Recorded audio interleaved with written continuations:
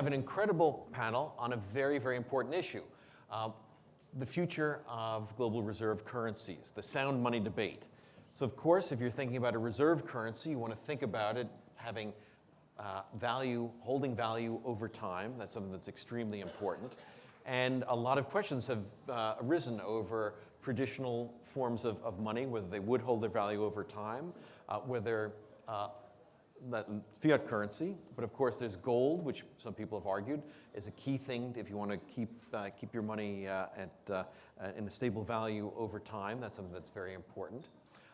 There are other currencies besides the US dollar, the Renminbi, second largest economy of the world, and will probably become the world's largest economy in the not too distant future. And then of course, there's the tradition of the dollar. And so we want to have each of these be represented as in this debate to try to think about what's the right direction. What is the right direction for a global reserve currency? What would be the best global reserve currency? And I think one of the things that I want to do is have each of the panelists describe exactly what their proposal is first. So we're going to start that to try to get things on a level field so we all understand what we're talking about. And then certainly some of the things we'll be discussing are, well, what really works as a money, as currency? Because we usually think of money as having three basic functions: the unit of account, so what you express values in; medium of exchange, something that's readily acceptable and usable around all the places that you'd want to go to make purchases or sales; and then of course a store of value function, which is something that's emphasized in thinking about the reserve currency nature of things. But I think we also have to think about the other two functions of money, because otherwise it wouldn't be a reserve currency. You of course could hold value in a lot of different types of assets, or a lot of different types of assets which may not have any monetary property, but we want to think about something that has a monetary property, so something that has unit of account, store of value, and medium of exchange. So let the great debate begin. Woo! And we have four spectacular panelists here. Our first panelist is Perianne Boring. She is the founder and president of the Digital Chamber of Commerce, and she's going to be representing digital currencies in the debate. Let's hear it for digital currencies. Second, we have Dovey, the author of the Digital Renminbi, a fiat coin to make M0 great again.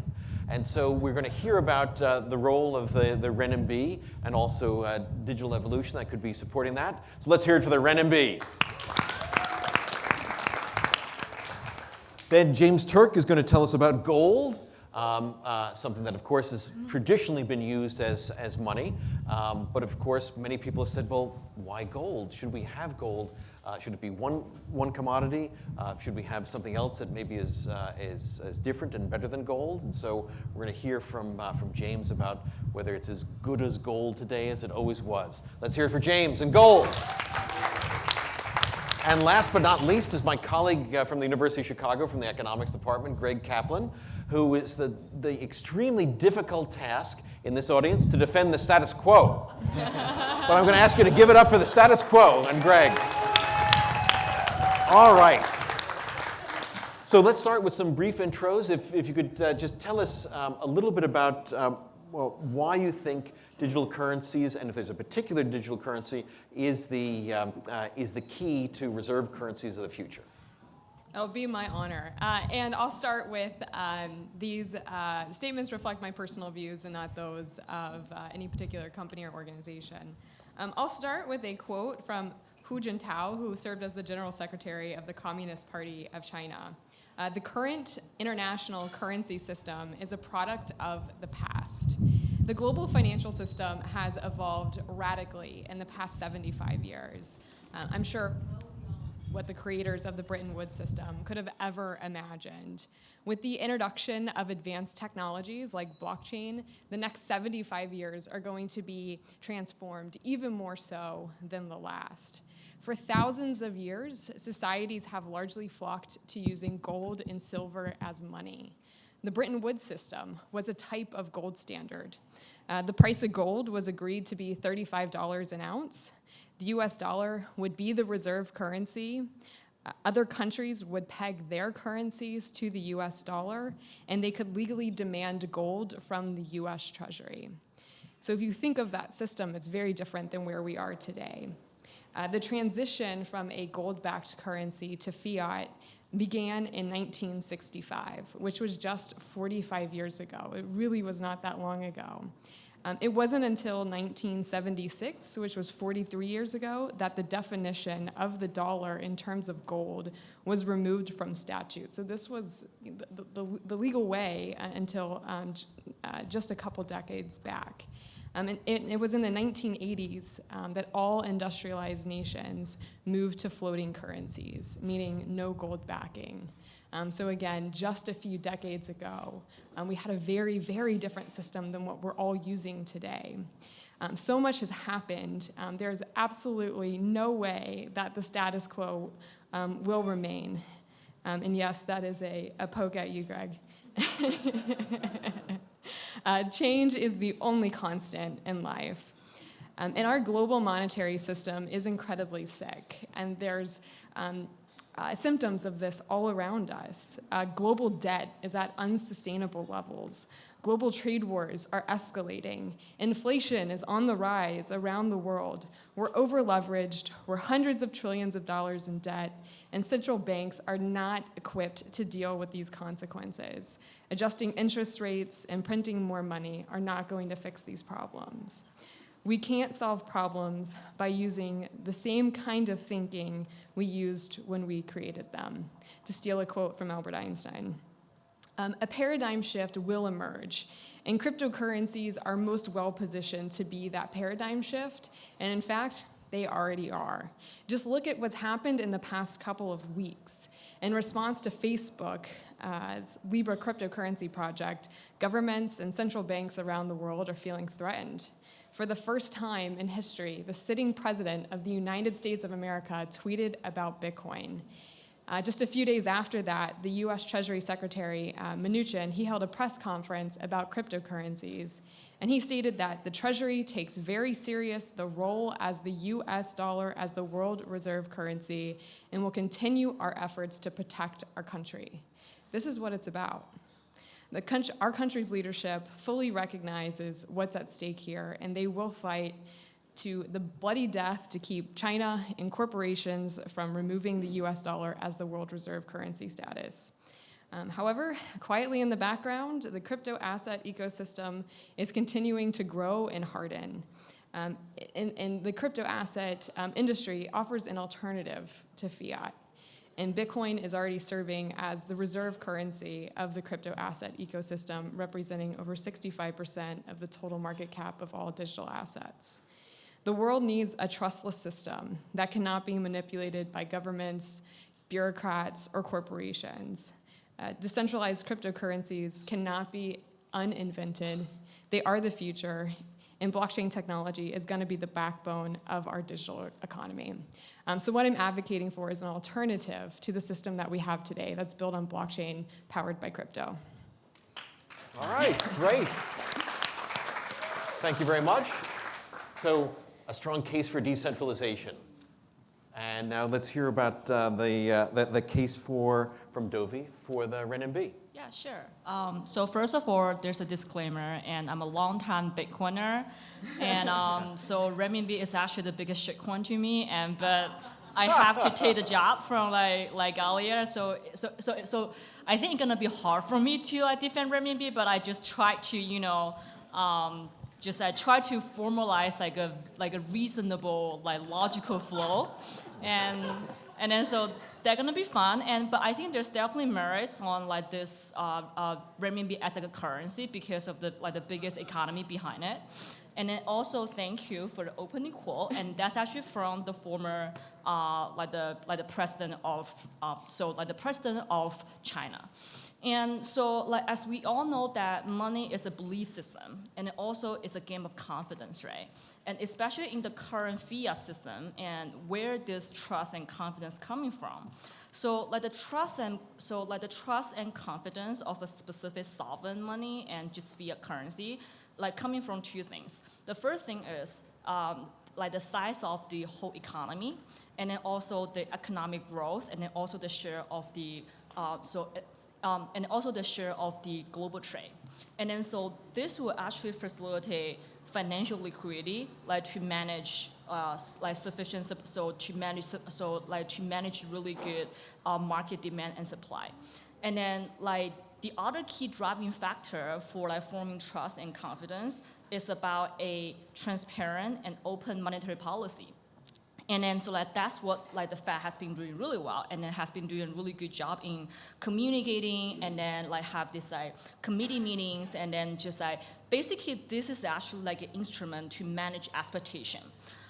So if we think about what money is actually, so money is a protocol, and it's very much like language itself, right? Because we all speak language, so like we can actually reduce the friction and uncertainty of our communication, and then it's a human coordination protocol, and then money as well, right? So that money is also a protocol to lower the uncertainty of any of our economic transaction. And so like that's why the trust and confidence coming from fiat currency really lies within not just the economic power, but also like the optics and like how transparent that the specific issuer is actually communicating with the external world. And like having said that, and I think like why renminbi like has the potential, it has a very high merit like to become the alternative of the current like dollar system. So primarily due to like three things. The first thing is, and I think Trump gonna make China great again. Trump is not going to make America great again, to be honest. And if you have seen all the recent like geopolitical decision, and then so a lot of these like decisions are relatively short-sighted. And then so it's basically like a decision in order to keep the vanity points for U.S. as a geopolitical leader and as like an international police, but in exchange for the liquidity of like U.S. dollar. And basically, like if we think about what Trump has been doing, right, like sanction Iran, and then right now as as one of the biggest like oil exporter, and then Iran has to negotiate with PBOC, like to basically sign the oil deal denominated by renminbi, right? So basically pulling out of the US dollar liquidity of this circulation. And also things like Surface and like, and then things like Surface and Firma, and basically blocking all this international investment, like especially Chinese investment into US. So one of the very shocking stats is, it is not about national security, and it's just simply look at the real estate market from like Manhattan. And then so in like 2016, and like the Chinese investment in like Manhattan like real estate market is about like $9 billion. And then that number shrink into 0.3 billion in like, so in 2018. So that's basically 30x decrease. And then, so it's pretty dumb for like the U.S. Administrator, like because whenever all the Chinese has to make investment here in U.S., they have to exchange like renminbi for like U.S. dollar, basically increasing the liquidity of USD. And then liquidity is the most important factor for like any global currency, and then for like any reserve currency. And then think about why all central bank has to have like enough like reserve of like US dollar currently is because of this like global trade, right? So it's like a settlement layer. So it's the instrument of the settlement layer. So I think like that's why Trump gonna make China great again. And then so I think like the second point is, so there's a lot of, so China has been the biggest like seller and then as well as buyer for like all the commodities. And then so right now a lot of commodities, especially oil, is so it's basically denominated by US dollar. And then so let's starting from like 2018, so there's like a new listing of the oil futures denominated by yuan. And I think that's just getting started there. So if you think about our global trade, so it's actually not that global. We have a lot of this like sub-geo economical system, like one in one in Asia, and then like one in Asia, like one in Euro, and then so one in America. So it's actually making sense for all these like geopolitical just like nation states. So like that's actually close with each other. So to have something commonly used by each other. So it is very similar as the Fed. So like I remember during financial crisis, and then Fed has issued this like inter-central bank liquidity swap. And then so this is what like China's PBOC has been doing. And then because there's a lot of like massive investment, especially in like infrastructure in all these like one belt, one road countries. And then so basically it's much more convenient and then for like the local governments and then like local corporation to settle everything in like renminbi. So that largely increased the utility of renminbi. So like that's my second point. And then I think like so my last point is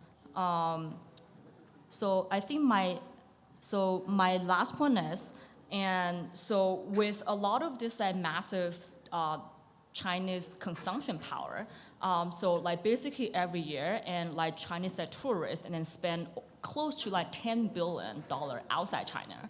And so I think given our like demographics and like just a massive population and like the liquidity of the population itself will also increase the liquidity of the currency. And so like that's what like Chinese government has been pushing quite a bit, and then both from like private sector and like public sector. Like say for instance, if you right now go to Japan, and then a lot of this like even very, very local shops and like restaurants, so they can actually accept WeChat Pay and like Alipay. And then so if you go to all these like luxury store and then a lot of outlets in like San Francisco and like Bay Area, and then so they all accept like Alipay and like WeChat Pay. And then China has been so advanced in like digital payment system, and then but Ali and WeChat Pay, everything has to settle in like renminbi. So they are not allowed to settle in any foreign exchange. So that is my last point, that because of we have this massive population base, and then that will actually make renminbi has a strong liquidity, and then so that further enhance the position of like renminbi as a global reserve currency. All right. So the growing use of it as a unit of account and the base of more than 1 billion people is something that's important in using it as a medium of exchange. James, now on to you for gold. I'm going to provide 3 of the top reasons why we should choose gold. And to explain the first reason, I'm going to use this chart of crude oil prices that was handed out. I purposely chose oil because of the importance in energy in today's modern economy. We know that the price of crude oil has risen, and this chart illustrates the change in purchasing power of 4 currencies from 1950 to the present. The worst currency, which is the blue line, is the British pound, which shows that a barrel of crude oil is about 55 times more expensive today than it was in 1950. Though you can see from the volatility on this chart that it has been as much as 78 times more expensive in the recent past. The second currency is the US dollar. Now, the first thing you notice is that as bad as inflation has been in the US, it was even worse in the UK. In other words, since 1950, the British pound has lost more purchasing power than the US dollar. The third currency is the euro and the Deutschmark up to 2000. The Germans did a reasonably good job of preserving purchasing power of the D-mark, but the results since 2000 show that the European Central Bank is not doing their job as well as the Bundesbank did. Now look closely at the bottom of the chart. It's the fourth currency. It's the price of crude oil in terms of gold. In other words, it's about the same price today as it was 70 years ago. An ounce of gold buys essentially the same amount of energy as it did 70 years ago. But here's another example to make this point that gold preserves purchasing power. An ounce of gold today can buy a man's suit. In ancient Rome, an ounce of gold could purchase a toga for a Roman senator. So gold preserves purchasing power, which is an essential feature of sound money, which brings us to the second reason why we should choose gold. Gold is money outside the banking and financial system. Because gold is a tangible asset, it is money you own. That means gold does not have counterparty risk, which is an important feature that bank depositors understood during the Great Depression, and more recently what customers of Lehman Brothers understood and realized in 2008. The point is that when viewing countless collapses of banks and government-created currency over centuries of monetary history, promises are repeatedly broken. So avoiding counterparty risk is the second reason why you should choose gold, but also it should be becoming clear that in addition to preserving purchasing power and avoiding counterparty risk, this counterparty risk avoidance is another feature of sound money, which brings me to the third reason why to choose gold. Gold and sound money are synonymous. Gold is sound money is gold. Now, why is this important? To answer this question, I will use the words of Ludwig von Mises, perhaps the greatest economist of the 20th century. He accurately observed that sound money is, quote, an instrument for the protection of civil liberties against despotic inroads on the part of governments. Ideologically, sound money belongs in the same class with political constitutions and bills of rights, unquote. In other words, human liberty is dependent upon sound money, which explains why the framers of the American Constitution included gold and silver in that revered document that created the US monetary system in 1972, which existed until 1971. And I highlight 1971 because if you look at that chart that I handed out, 1971 is when everything started changing. So to conclude, after using your earnings to satisfy your needs and your wants, and you choose to save your surplus, don't save dollars or any other national currency. Save sound money, save gold. Thank you. All right. A strong case for the strength of the store of value over time. Now, defending the undefendable, and especially in this group, Greg Kaplan, the status quo. Thank you. Aren't you all jealous of me? I was asked to come to a conference that seems to be all about changing the world, changing the status quo to make it a better place. And Olivia said, would you defend the status quo? So I'm going to take a rather liberal definition of the status quo. Okay?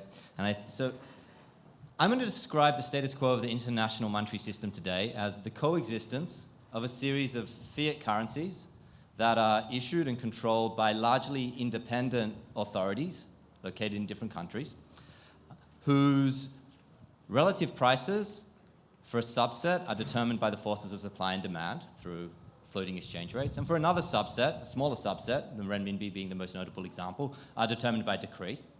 And this set of fiat currencies are collectively used in the international context to perform all of the three functions of money. They're used to settle accounts, they're used to invoice trade, and they're used as a store of value. Now, I see the question of global reserve currencies or global reserve assets more generally as pertaining to the store of value function of money. Now, to understand what is a good quality of an object that we're going to use to save, I think we first need to establish why it is that countries save. And there are really two reasons why countries save. So the first reason is they save in order to settle balance of payments deficits or manage their current account. And up until 1971, that was the primary reason why countries held foreign exchange reserves. They needed to settle differences that arose from having a series of fixed exchange rates. For the United States today and the set of countries that have floating exchange rates, that motive for saving just doesn't exist. That's not the reason why foreign exchange reserves are held. They're held for savings purposes, for the same reason that you and I save. What are the savings? Why do we save? We save for intertemporal reasons because we think that the rate of interest that we can return on saving is different to the growth that we foresee in the future. Or we save for what we'd call smoothing or precautionary motives because we're worried that tomorrow might not be as good as today. Okay? For countries who do have a fixed exchange rate, those two functions of money, a store of value and the medium of exchange, are going to be much more tightly connected. And that's, I think, why we tend to associate the US dollar as it being dominant in both of these contexts. But if you look at even China, who has by far the largest amass of foreign exchange reserves in US dollars, those reserves are not there to settle balance of payments deficits. The fluctuations in their current accounts are orders of magnitude smaller than the size of their foreign exchange reserves. Those reserves are there because they're saving. Why are they saving in US dollars? They're saving in US dollars because they want to. Not because they have to. There's no system that tells them they have to save in US dollars. They're saving in US dollars because they want to. So how I see the future unfolding is that from both a positive and a normative perspective, the international monetary system, meaning a set of fiat currencies, is going to be there is going to be there for a while. But the set of assets that we're going to use to save as countries might change a lot. And it's going to change because we produce, maybe innovate on, assets or objects that have the properties that countries are looking for when they want to save. Today, the US dollar is the only game in town. But if we invent some other object that has the properties that we want as a store of value, and what are those properties? We need there to be, number one, there has to be deep and liquid financial markets. And number two, there has to be confidence in the future value of that object. Today, the US dollar is held because it satisfies those two criteria. Now, why do we have confidence in its future value, the US dollar? The biggest criticism of fiat currencies, and there are valid criticisms, is that there's nothing to peg it to. It's nothing that's controlling its value. That was why we had the gold exchange standard. Today, we've largely solved that problem, currently. How? Through inflation targeting at central banks. By virtue of the Federal Reserve committing a path for future prices, it's committing to maintain the value of the US dollar. Now, that commitment is only as good as the trust that we place in it and the confidence that we have in it. The reason why China and other countries are willing to hold US dollars, the reason why that investors flock to US dollars, not to gold, not to Bitcoin or anything else at the height of the financial crisis, was because that was the only game in town that offered those properties. I see there is a threat to the US dollar as a reserve currency in the future. The threat comes from within. The United States is the biggest threat to the US dollar. As soon, if we do anything that makes it look like we do not have the ability to maintain the value of the dollar, things like threats to central bank independence are going to be really important there, then other currencies will rise to take its place. Okay, so to summarize, what do I see the future of the global reserve assets looking like? I see it largely being a portfolio of assets that are liquid and that we have confidence in. And I see it somewhat evolving to include other currencies. The US dollar today is only 60% of foreign exchange reserves. That's 40% held by other assets, 20% in euros and a smattering of other countries. The Renminbi is going to rise in that. No doubt, it'll be more. But I also see other real assets that have some of the virtues of gold, things like real estate, corporate equity, and the fact that foreign exchange reserves are somewhat de facto sovereign wealth funds today. And if you look at the current experience of countries with sovereign wealth funds, like Norway and Switzerland, you'll see that they actually divide their portfolios the way that you and I would devise our portfolios if we were saving for the future.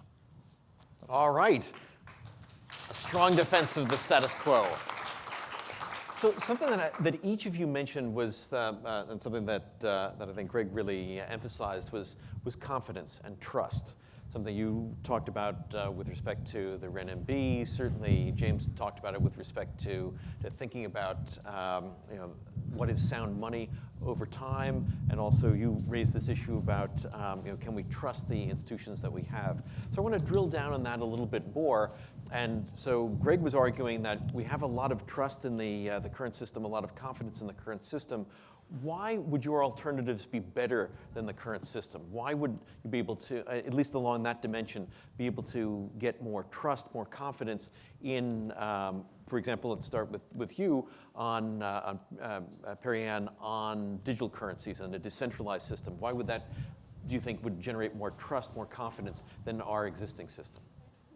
Well, I don't know about you guys, but I don't know how much trust or confidence I have in the government. I used to work for the government, and all of my personal information was hacked, and I had a data breach because I worked there. They can't protect your privacy or your PII. Why would we trust them with any other important functions of life? Who's had to go get a driver's license and spend hours and hours in line? There are important functions to government, but I do think it's expanded well beyond its intended purpose. What's so interesting about cryptocurrencies is you don't have to trust in a system. You don't have to trust in bureaucrats. You don't have to trust in government. It's all math. It's a math-based open source code. You can verify it on your own, and it works. Either the algorithms run or they don't. So you're actually relinquishing the need to have third-party intermediaries, and that in itself is an unbelievably beautiful thing. Yeah, so it's a very, very different kind of mechanism to try to generate trust and confidence and reduce uncertainty, this sort of decentralization, because obviously the existing system and the alternatives that are being proposed are, it's either one asset, one country, or sort of a basket of currencies and countries. So Dovey, what do you think? Why do you think the renminbi can beat out the existing system to really, at least on the dimension of trust, confidence, and certainty? Yeah, so I think like the trust and like confidence and like, so I think like the trust and confidence like coming from how many options you have. And like say for instance, like, okay, so probably it's like not like a very proper like analogy, right?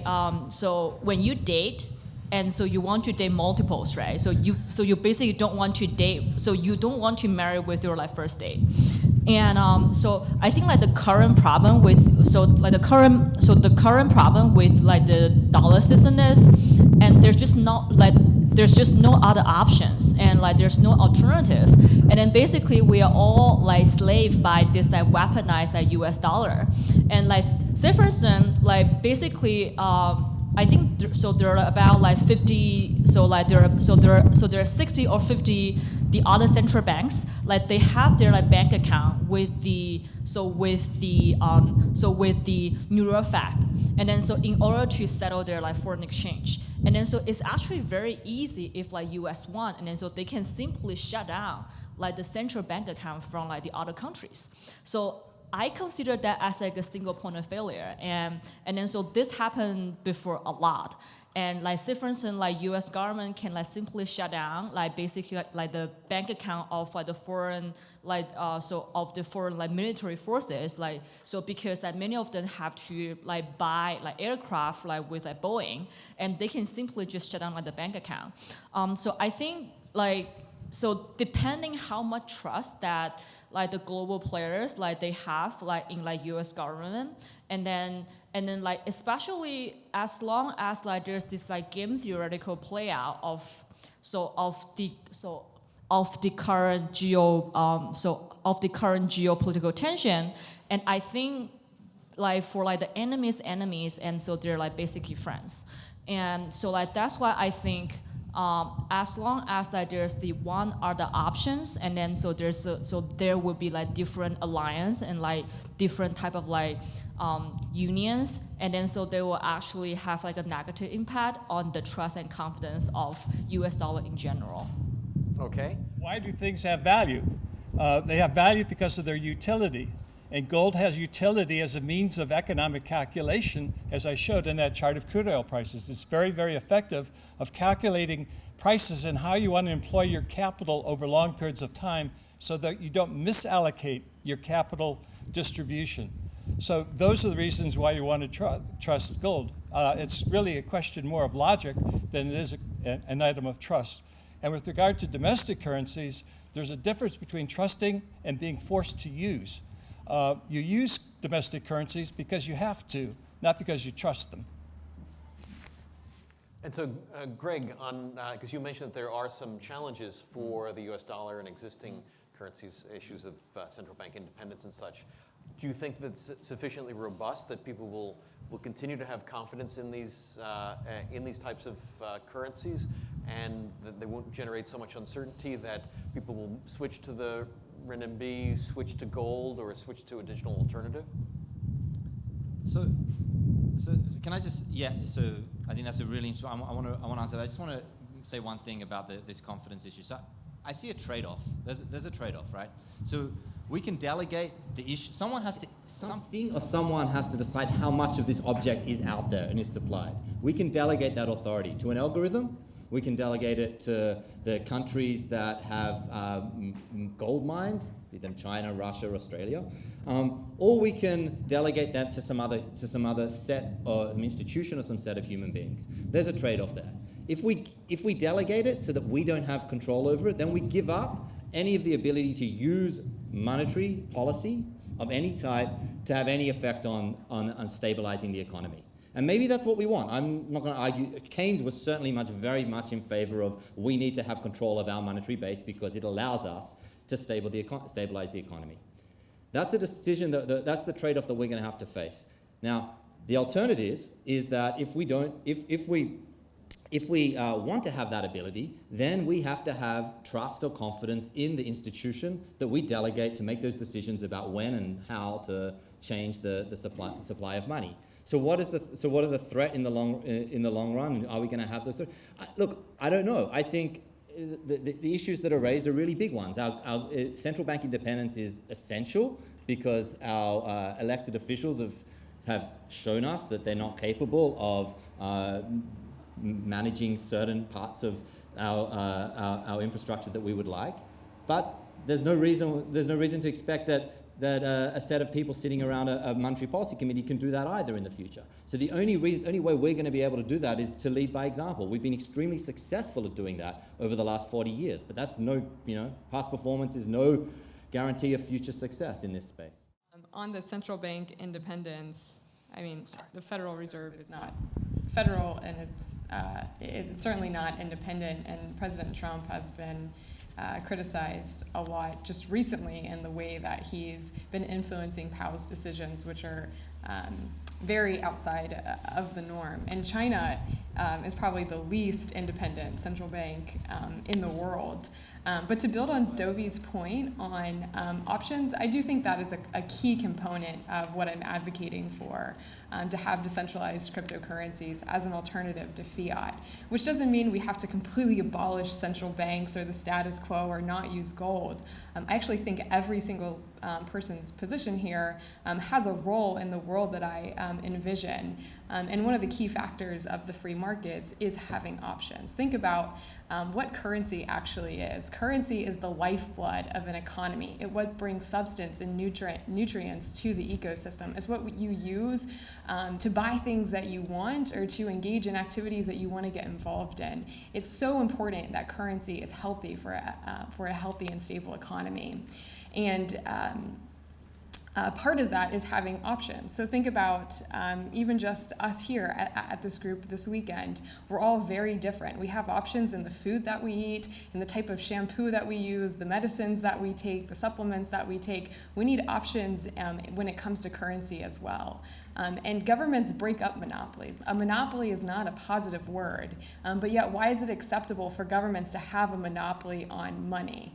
There should be an alternative. In a free country, you should be free to decide what you want to use to exchange things with your friends in your community. Aren't we free to do that? I know you have to use the US dollar. You can't use cryptocurrencies as payments. You can't use commodities as payments because they're taxed as assets. They're taxed as property. But as stores of value, I mean, most of us here, look at what you're asking. I don't hold cash I hold corporate equity, which is a real asset. It's actually going to produce stuff, land through my house.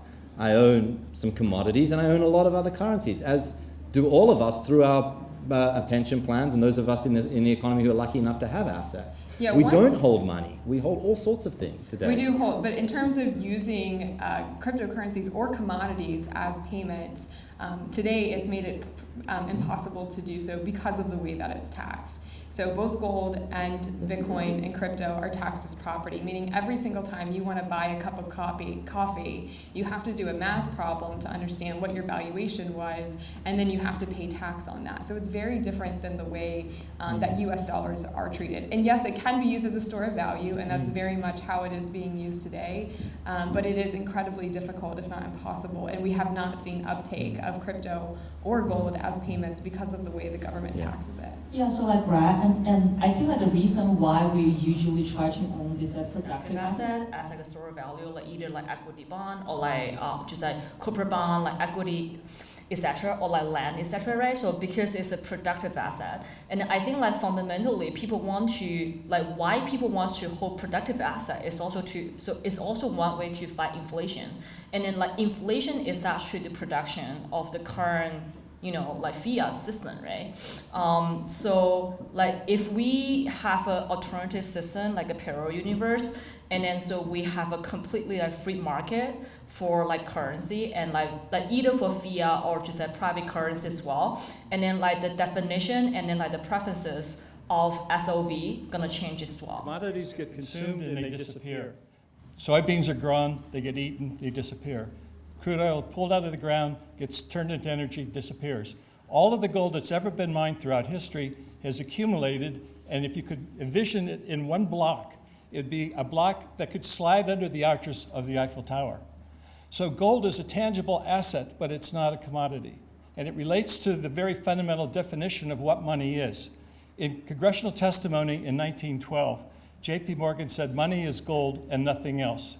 Now, are we going to say that he didn't know what he was talking about? Or are we going to say that absolutes change over time, that the sun is tomorrow going to rise from the west rather than from the east?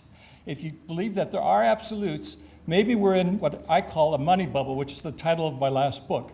What we're thinking today is money is not really money in an illegal, historical, or accounting sense of that word, but is really just a money substitute circulating in place of money itself. And I'd like to make one point on cryptocurrencies. I am an advocate of cryptocurrencies for the reason that I think they're a stepping stone for people to realize that there's something better than cryptocurrencies, and that's gold. Note that they're called, note that they're called cryptocurrencies. They're not called crypto money for a reason. They're not money. They're cryptocurrencies. They're money substitutes circulating in place of this inferior money that we call national currencies, which is currencies. They're not, currencies are not money. All right, I have to respond to that. So when we talk about money, it was Aristotle who was one of the first who really defined what money is. And Aristotle, as you know, a philosopher from 300-something-ish BC. 322 to 384 BC, if you really want to know his date of birth. So he defined the characteristics of money in 4 details. One is that it's durable, so a medium of exchange that can stand the test of time. Portable, it must be easy to move around. Divisible, you can easily separate it and have intrinsic value, so valuable in of itself. And that is very much, gold meets those characteristics. Why I think Bitcoin and decentralized cryptocurrencies will be the future is because cryptocurrencies have those characteristics, but then many others. Crypto is durable, so digital can live on throughout generations, and Bitcoin is immutable. So once the transaction is settled, it's final. It's portable. You can take millions, billions, trillions of dollars worth of crypto, on your digital wallet on your smartphone. It would be really hard to carry around that many bricks of gold. Divisible. It's digital, so you can divide it up very easily. It's immutable. It's also programmable. You can code smart contracts. This is programmable money. It has so many more features beyond gold. It's also verifiable. And then in terms of storage, you can store very large quantities efficiently. I was a gold bug before I learned about Bitcoin, so I do have a special place in my heart for you. But I also believe we don't live in an analog world anymore. The internet has been invented, and we need to be able to send value easily all over the world. You can't move gold around that seamlessly. It's also quite archaic, the way that we transfer gold throughout our generations. The science is you put it in a safety deposit box, you have a key, you give the key to your children when you're ready to pass it on. And that's basically been the model for a very, very, very long time. Innovation and technology have evolved, and that's what crypto offers us. Can I just say one thing? Aristotle was very clever, but he wasn't defining cryptocurrencies. He was defining gold. Gold had all of those attributes. 300 BC, He was before the defining internet gold. existed. But again, gold is fundamentally different from a cryptocurrency.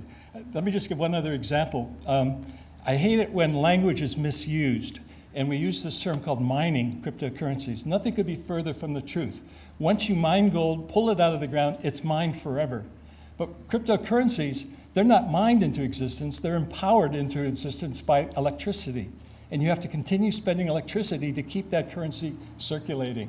Again, cryptocurrency is not money, and it's very, very different from gold. I'm pro cryptocurrencies for the reasons I explained, and maybe I'll make you a gold bug again. But it's different. It's different than gold. Maybe we could compromise with a gold-backed crypto. Well, I was awarded several patents by the U.S. government back in the 1990s when I envisioned all of this stuff, and I created what's called digital gold currency, with digital gold currency, which you can do through GoldMoney, use gold as a form of payment instantaneous, so you don't need crypto. And it's not backed by anything because it's gold itself circulating as currency. But the gold remains in the vault, and ownership changes the instant you change it from your holding to someone else's holding, as opposed to a gold coin, which you're moving from hand to hand. And I think that's ultimately the way we're moving. So for a currency like that, though, who operates it? I mean, ultimately, if you want to use that as a form of payment, do you have like a credit card, or how is it enabled? Well, unfortunately, in the world today, we have to use national currencies unless somebody is willing to accept gold as a form of payment. So what you can do is you transfer your gold back into a prepaid MasterCard and then go, travel the world. So you're still relying on the banking system, though. But you don't have to, because if you can go to a hotel in Paris and they're willing to accept gold in payment, you don't need to rely on the banking system. And this is actually one of the key issues, because we've been focusing a lot on the store of value function, but on the medium of exchange function, on its acceptability. And something that Dovey had mentioned is the scale that China has, because it is so large, and there are some payment systems like Alipay, et cetera, that are being used beyond that. So I wanted to now kind of focus a little bit on the medium of exchange, the acceptability, and the ability to use these different alternatives as medium of exchange. I know you wanted to get into the discussion before. Yeah, so I think like before we have this commodity money, because I consider gold as commodity money, and so before we have all this commodity money and like either it's silver or gold, like China has been on silver for like last like 2,000 years actually.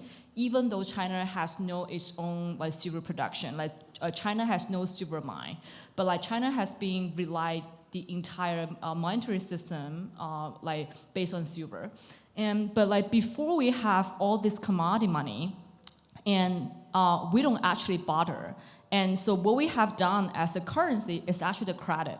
So it's basically the credit system. Like barter only happen between like strangers and like enemies, right? So because we have to make sure like things happen, so we basically barter. But like when it comes to like small villages, when we were hunter-gatherers, and people basically just like give credit to each other. So I think like if we actually think about like just like the usability perspective and like accessibility perspective, and so there will be a lot of things much better than gold, like for sure. And then so and then also like digital currency, and then so when it comes to accessibility, so I think at least for like next like probably like 10, 20 years, so like probably for like the next generation, like the generation currently who are in like college, and so they might be more get used to, okay, like what is that private key, public key, and how I can self-sovereign my money and like currency, but like definitely not for the generation of like baby boomer and my parents. And so like that's why I think, so like if you ever go to China or like even Japan and like Korea, and then so I haven't used cash or like any other form of like currency back in China for like last 5 years. And then so like the digital payment there is like so advanced. And then even if you go to any like random people on the street and then who are begging you for money, and they have this like WeChat QR code in front of them, right? So I think when we like think about what is like a sound, so what is like a good global reserve currency, or like what is like a sound money, and then so we have to think about the accessibility and like usability as well. And then like also like the other thing is talking about SLV, and then we have been investing, and then like just like the entire world has been investing a ton like for like last like 30, 20 years in like US dollar asset. So like that's because of like US entered World War II like pretty late, and then so has maintained like a pretty good economic growth, and it has a relatively stable monetary policy. And then but like we have seen from like last like 2-3 years, and then so even Warren Buffett, and so like even like Berkshire Hathaway and like Bridgewater, and like so, and then all these like US mega funds, and then so they have been or like already established their like China-based just like entity, right? And so I think like in the future, when we think about SOV, and then so we want to invest in something that's productive, and then so that can grow in value. And China has been on this tremendous like economic growth for like last 30 years, and then like on average like close to like 10% GDP growth like every year.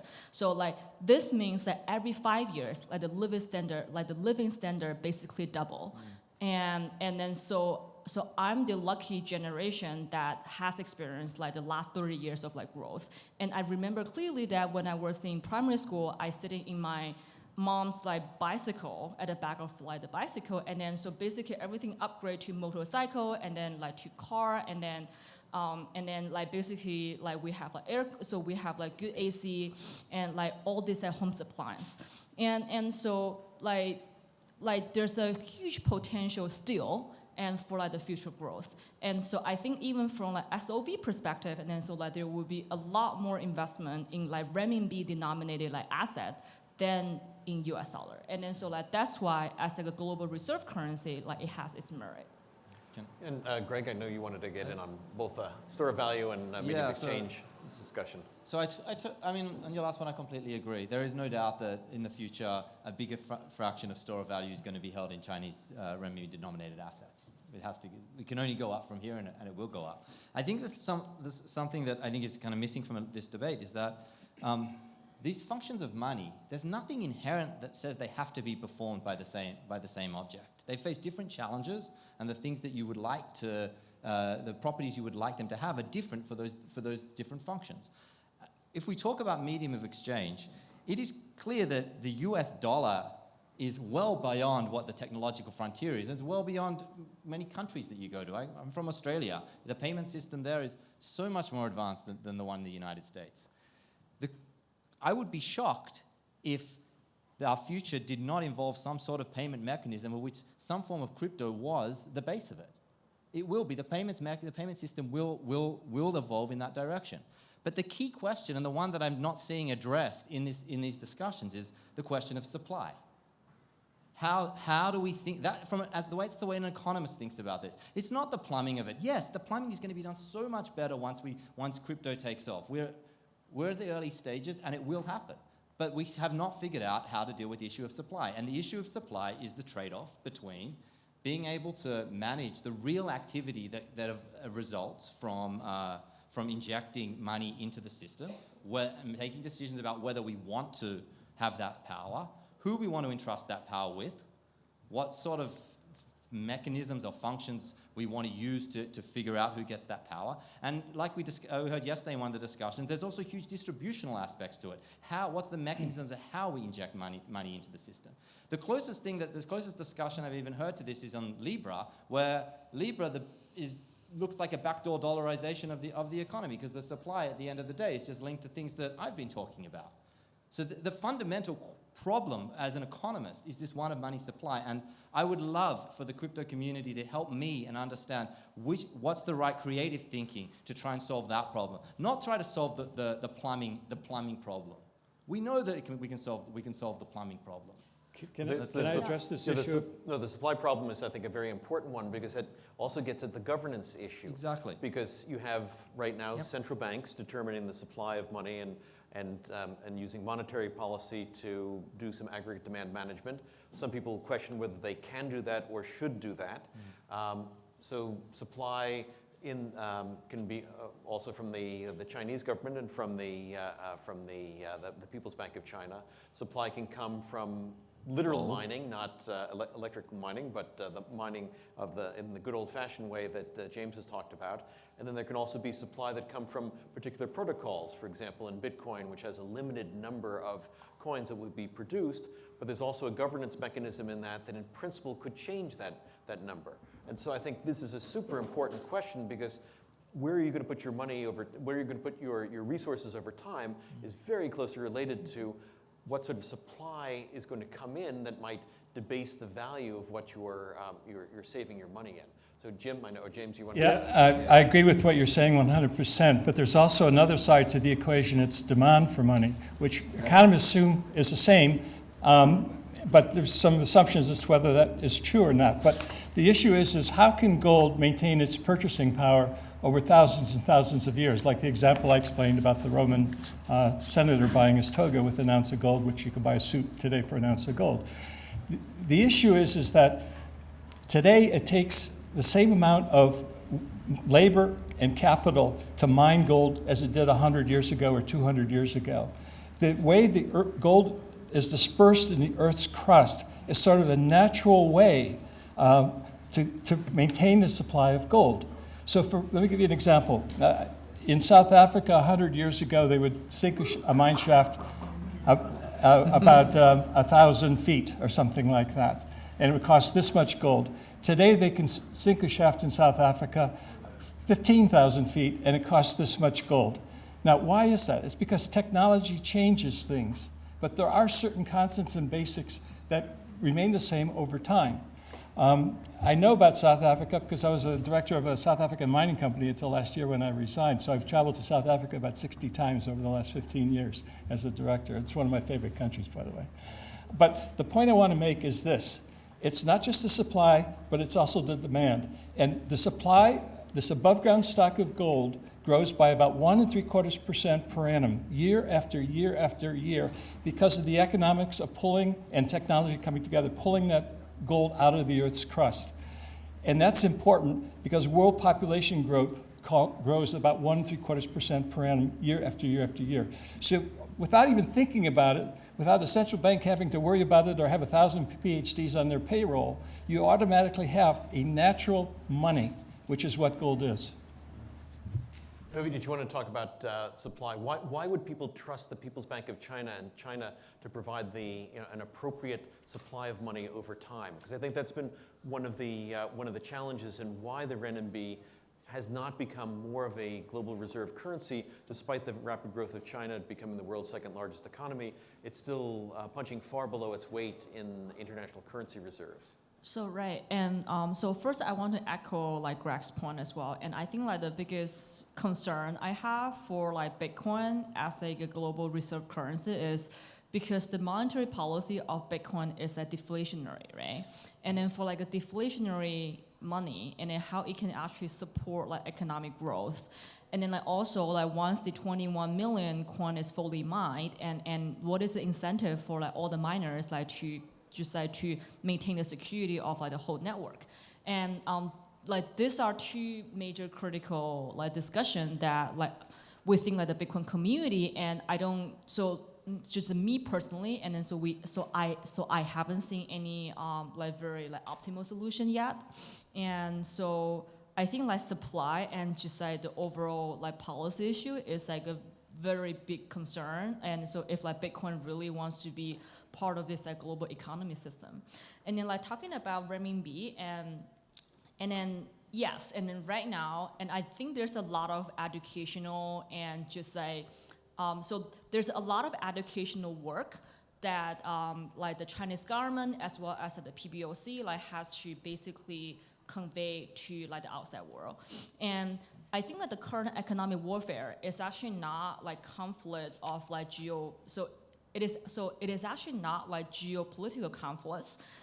It's actually more a cultural and just like philosophical conflicts between the East between the East and the West. And I think there's like a wrong assumption of so because we have in this like nation state period, and then for like last the last few hundred years, and like the last like feudal system, like the feudal dynasty of like China is like the Qing dynasty, and then which is only like 200 years ago.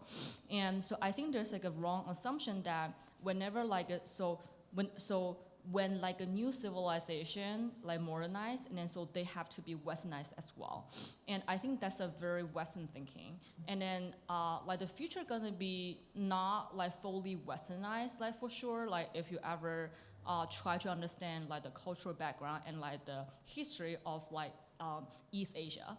And so I think it's like a conflict of of like people from different cultural background, and then like PBOC has to do a lot of things that make things like more like transparent, and then like so far, and I think especially after renminbi is right now part of the reserve currency of like IMF.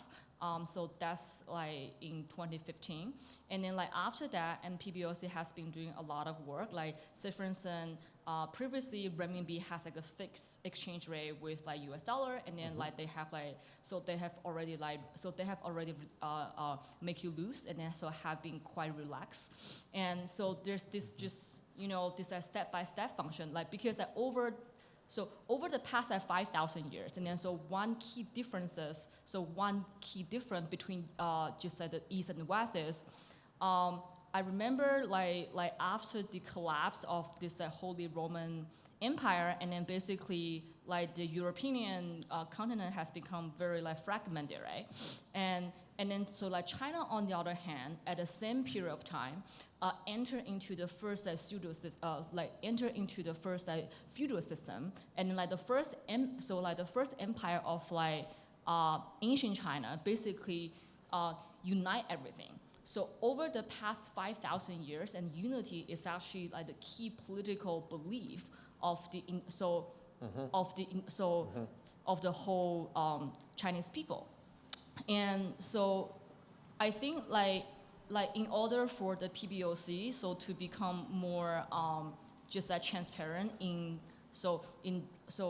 the like Western way, so they have to come across the hurdle that, so if I open up my book, like say for instance, so can I still maintain like the unity domestically? And then is there any possibility of like social unrest? And then like any potential like threat like from like outside from outside political party, and so I think it will eventually get there, and then so it would just like take some time, and then it has been doing like decent job, like in my opinion. All right, and I want to give the last word to crypto, because there's been a lot of dumping on crypto in the last few minutes. That there may be a limited supply of it, but maybe that's not what we want. We want something that's more flexible in supply. Having something that's more discretionary, it could lead to deflation. Also concerns about, well, could the protocols be changed? And so do we really trust them? What is the enforcement mechanism? And so what are your responses on to those concerns about crypto? Yeah, so I started with the quote from China, and I'll end with the quote from Rothschild.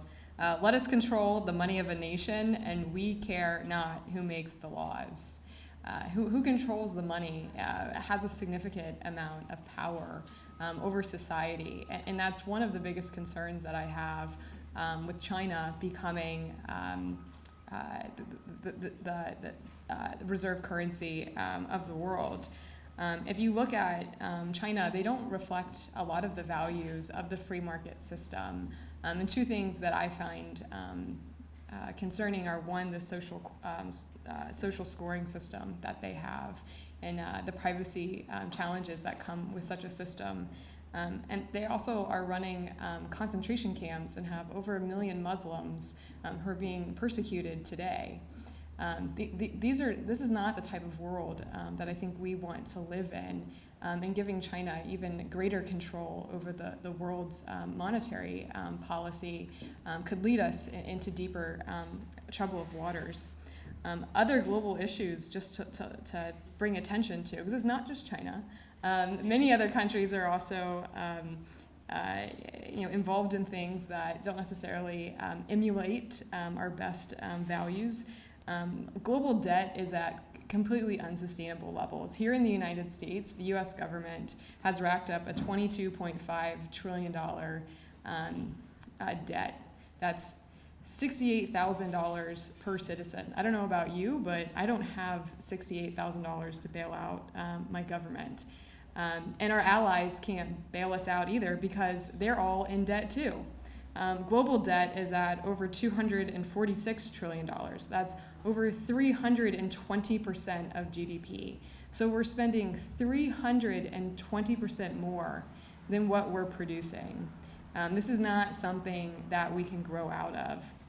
I mentioned the trade wars. What do you think these are ultimately about? It's about control of money and currency. And also world inflation. Of the 180 currencies that the UN recognizes, 60 of those have inflation rates of over 5%. The target in the US is 2. That's 33% of all fiat currencies. Inflation is a hidden tax, and it steals purchasing power from the citizens. Abandoning the gold standard for free floating currencies, it was supposed to eliminate currency crisis and lead to automatic adjustments in the trade imbalances. Instead, the number of currency crises have increased to almost 4% per year, which are up from about 1.7 during the Bretton Woods system, and account deficits have nearly tripled since the Bretton Woods system. So again, a free market system that's based and built on blockchain technologies would allow us to live in a world that's much more transparent, could add a great deal of security back into the financial system and stability, and ultimately would reflect better values than what we're currently showing. All right. So let's thank very much our panel for a great debate on sound money. I think we've had an excellent discussion on particularly the medium of exchange and store of value functions. And ultimately, for the store of value, when you're thinking about a reserve currency, keeping your reserves, keeping your value, your savings in a particular vehicle over a long period of time, trust and confidence are extremely important. There are very different ways to try to develop that. Historically, could be through gold, could be through history of a country, could be through protocol, could be through the histories that we have of the current of current countries. Challenges, of course, going forward. Could there be undermining of confidence in the current system that we have? Will we have faith in gold as the money rather than potentially other types of assets that would come up? Do we have faith in the Chinese government going forward? Do we have faith in the protocols going forward? Are these things that people will keep their value in over time? Are these things that people will use? I don't think we have the final answer here yet. I think many of you in the audience have different answers, but I think we've all learned a lot about the alternatives that reserve currencies may have going forward. Let's thank the panel again. Thanks, Anna.